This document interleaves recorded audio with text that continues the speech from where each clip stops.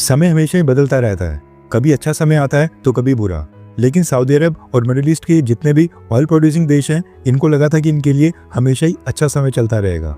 मगर Donald Trump के एक फैसले के कारण इन सभी गिरगिट देशों की हालत आज की डेट में पूरी तरह से पतली हो गई है और सारी खुशी इनके चेहरे से गायब हो गई है। सऊदी अरब और उसकी टोली में शामिल ओपेक के बाकी सभी अरब देश इस समय 3 मेजर क्राइसिस फेस कर रहे हैं। इन सबको 3 बड़े झटके लगे हैं and at the same time ये तीनों ही भारत के लिए 3 बड़ी अपॉर्चुनिटी लेकर आए हैं।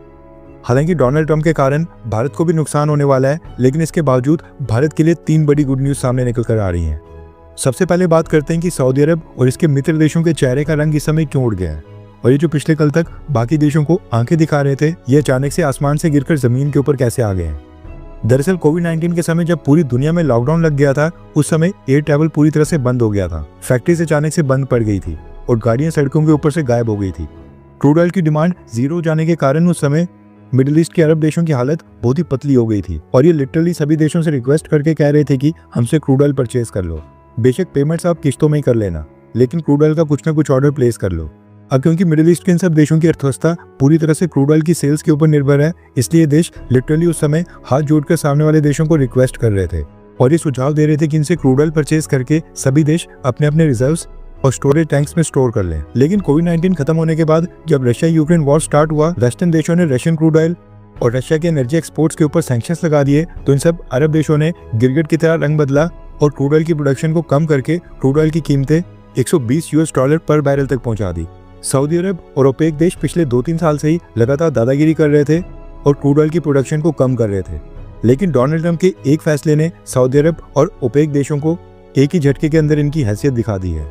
दरअसल डोनाल्ड ट्रंप के रेसिप्रोकल टैरिफ्स अनाउंस करने के बाद से इंटरनेशनल मार्केट में क्रूड ऑयल की कीमतें 12% तक गिर गई हैं, वो भी 2 दिन के अंदर ही।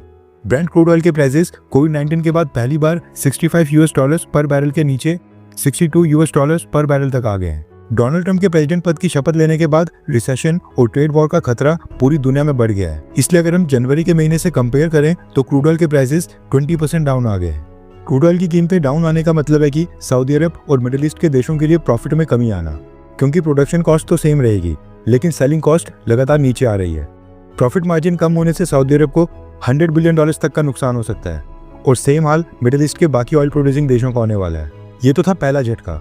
दूसरा झटका ये है कि डोनाल्ड ट्रंप ने सऊदी अरब और मिडिल ईस्ट के तमाम देशों के ऊपर 10% के आसपास के रेसिप्रोकल टैरिफ्स अनाउंस कर दिए हैं, जिसके कारण सऊदी अरब के पेट्रोलियम प्रोडक्ट्स और जो बाकी नॉन ऑयल प्रोडक्ट्स हैं वो भी अमेरिका के अंदर कॉस्टली होने वाले हैं। इतना ही नहीं, तीसरा झटका ये है कि क्रूड ऑयल में प्रॉफिट मार्जिन कम होने और रेसिप्रोकल टैरिफ्स के कारण सऊदी अरब और मिडिल ईस्ट के देशों की जीडीपी में स्लो डाउन आने वाला है, क्योंकि सभी देश अपनी ग्रोथ और नेशनल इनकम के लिए पूरी तरह से एनर्जी एक्सपोर्ट्स के ऊपर ही हैवीली डिपेंडेंट है।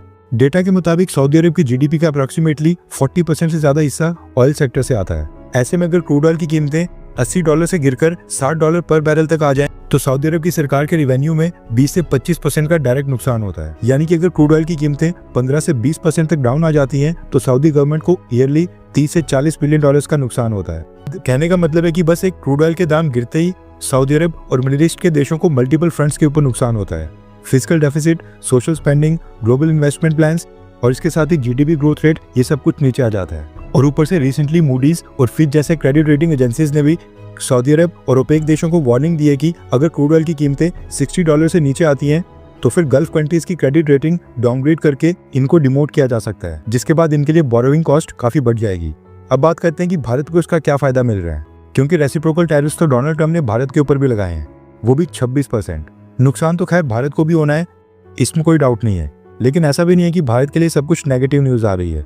2-3 पॉजिटिव न्यूज भी निकल कर आ रही हैं, जिसकी वजह से भारत को कई बिलियन डॉलर्स का फायदा हो सकता है। सबसे पहले तो ये जो क्रूड ऑयल की कीमतें 12% तक गिर गई हैं, इसका भारत को कई बिलियन डॉलर्स का बेनिफिट होने वाला है। क्रूड ऑयल की कम कीमतों का मतलब है कि भारत की सरकार को कम प्राइस के ऊपर ज्यादा ऑयल मिलेगा, यानी कि बैठे बैठे 15 से 20 बिलियन डॉलर्स का फायदा होगा। क्रूड ऑयल का इंपोर्ट सस्ता होने के कारण US डॉलर्स की डिमांड भारत में कम होती है, जिससे इंडियन रुपीज स्टेबल होता है और करंट अकाउंट डेफिसिट कम हो जाता है।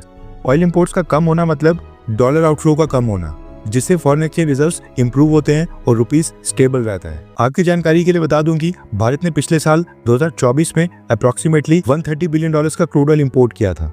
इसका मतलब है कि अगर क्रूड ऑयल सीधा सीधा 10% सस्ता हो जाए तो सिर्फ एक ही फैक्टर से हम $13 बिलियन बचा सकते हैं।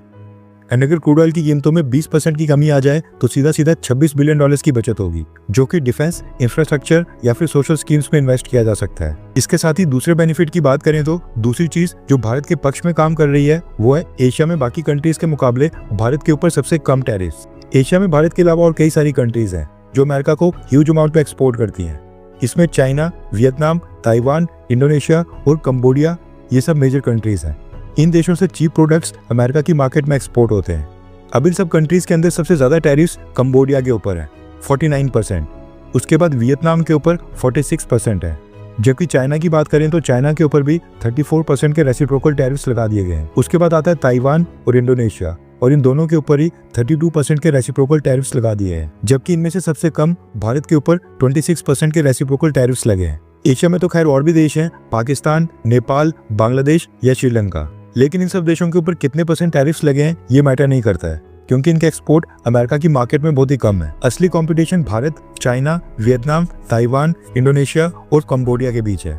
और गुड न्यूज ये निकल कर आ रही है कि इनमें से सबसे कम रेसिप्रोकल टैरिफ्स भारत के ऊपर ही है। इसलिए for the time being America की कंपनीज को भारत से इंपोर्ट करना थोड़ा सा सस्ता पड़ेगा। इसलिए उम्मीद है कि भारत को इन कम टैरिफ्स का भी बेनिफिट होगा। इसके बाद जो तीसरा सबसे बड़ा बेनिफिट है जो डोनाल्ड ट्रंप के रेसिप्रोकल टैरिफ्स के कारण भारत को होगा, वो है अमेरिका समेत दुनिया के 40 से ज्यादा देशों के साथ भारत की फ्री ट्रेड एग्रीमेंट को लेकर नेगोशिएशंस। दुनिया के 40 से ज्यादा देश इस समय भारत से रिक्वेस्ट कर रहे हैं कि फ्री ट्रेड एग्रीमेंट की नेगोशिएशंस को लेकर भारत की सरकार न्यू डेट्स अनाउंस करे और इसको फास्ट ट्रैक करे और साल 2025 खत्म होने से पहले उनके साथ फ्री ट्रेड एग्रीमेंट साइन कर ले। कहने का मतलब है कि डोनाल्ड ट्रंप के रेसिप्रोकल टैरिफ्स के कारण अब दुनिया के बाकी देशों को भारत की मार्केट ही एक सहारा लग रही है। इसलिए कई देश भारत की मार्केट की तरफ खुद ब खुद अट्रैक्ट हो रहे हैं। एंड इसके पीछे भी एक स्पेशल रीजन है। रिसेंटली डोनाल्ड ट्रंप के रेसिप्रोकल टैरिफ्स अनाउंस करने के बाद दुनिया भर की स्टॉक मार्केट में 5 से 6% की गिरावट आ गई थी, जबकि भारत की मार्केट केवल 1 से 1.5% डाउन गई थी। इससे पहले भी हमने देखा था कि रशिया यूक्रेन वॉर के कारण दुनिया के बाकी हिस्से में स्लो डाउन चल रहा था, लेकिन भारत तब भी फास्टेस्ट ग्रोइंग इकोनॉमी वाला देश था। यानी कि दुनिया में बाकी जगह क्या उथल पुथल हो रहा है उसके कारण भारत की अर्थव्यवस्था के ऊपर उसका इम्पैक्ट पड़ने हम नहीं देते हैं। इसलिए रेसिप्रोकल टैरिफ्स के बीच भी भारत के लिए गुड न्यूज निकल कर आ रही है। अब एक्चुअल में क्या होता है वो तो खैर 8 से 10 महीनों के बाद ही पता चलेगा, लेकिन इस बीच आपको डोनाल्ड ट्रंप के काम करने का स्टाइल कैसा लग रहा है? क्या डोनाल्ड ट्रंप सही कर रहे हैं, हाँ या फिर ना? नीचे कमेंट करके अपनी राय जरूर बताएं। वैसे डोनाल्ड ट्रंप ने पूरी दुनिया को हिलाकर रख दिया है और सभी देश परेशान हो गए हैं। हर 24 घंटे के अंदर जियोपॉलिटिक्स में बड़े फेरबदलाव और उलटफेर हो रहे हैं और भारत के लिए नए चैलेंजेस आ रहे हैं। कोई देश अपने फैसले से पलट रहा है तो कोई देश ब्लैकमेलिंग के ऊपर उतर आया है। सभी देश एक दूसरे को नीचे लगाने की कोशिश कर रहे हैं। इन सब के बीच हमारा भारत किसी भी देश से पीछे न रह जाए, इसके लिए मोदी सरकार लगातार कोशिशें कर रही है। एंड भारत की foreign policy, defence news, economy और ग्लोबल अफेयर्स का सही एनालिसिस हमारे चैनल इंडियन अफेयर्स का मिशन है और ये मिशन आपके सपोर्ट के बिना अधूरा है। इंडियन अफेयर्स हिंदी के ऊपर हम सभी फैक्ट्स और डेटा बिल्कुल सरल भाषा में एनालाइज करते हैं, बिना किसी एजेंडा के। अगर आप चाहते हैं कि इंडियन अफेयर्स का सही और ऑथेंटिक एनालिसिस आप तक लगातार पहुंचे तो इस वीडियो को लाइक करें और हमारे चैनल इंडियन अफेयर्स को सब्सक्राइब करके बेल नोटिफिकेशन ऑन करना मत भूलिए। आपका एक लाइक हमारे चैनल को ग्रो करने में काफी मदद करेगा और एक सब्सक्राइब ये सुनिश्चित करेगा कि आप किसी भी इंपॉर्टेंट अपडेट को मिस ना करें। अगर आपने हमारे चैनल को पहले से सब्सक्राइब किया है तो दिल से धन्यवाद। जय हिंद, वंदे मातरम।